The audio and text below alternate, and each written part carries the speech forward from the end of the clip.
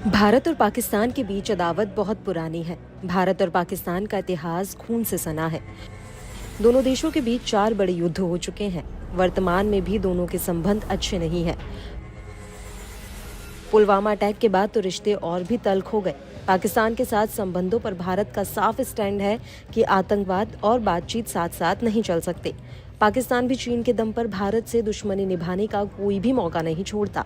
पाकिस्तान संग तल्ख रिश्तों के बीच विदेश मंत्री एस जयशंकर SCO समिट के लिए इस्लामाबाद गए थे।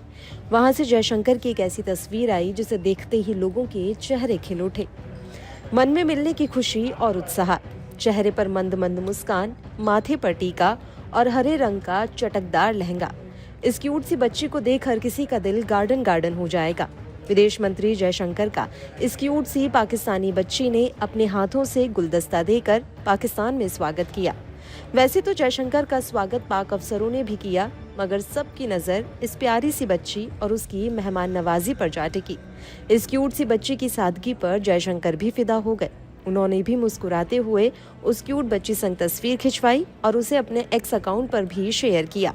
यहाँ ध्यान देने वाली बात यह है कि जयशंकर का ये अंदाज बहुत ही कम देखने को मिलता है।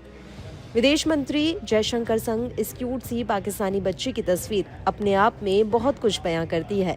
भारतीय हो या पाकिस्तानी, क्यूट बच्ची वाली ये तस्वीर सबका दिल जीत लेगी। पाकिस्तान की क्यूट गर्ल की मेहमान नवाजी से न केवल जयशंकर खुश हुए, बल्कि सोशल मीडिया यूजर भी गदगद हैं। इस तस्वीर पर यूजर खूब सारा प्यार बरसा रहे हैं।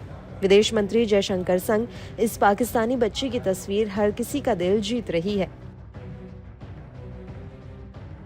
विदेश मंत्री SCO समिट में हिस्सा लेने के लिए मंगलवार को पाकिस्तान गए थे।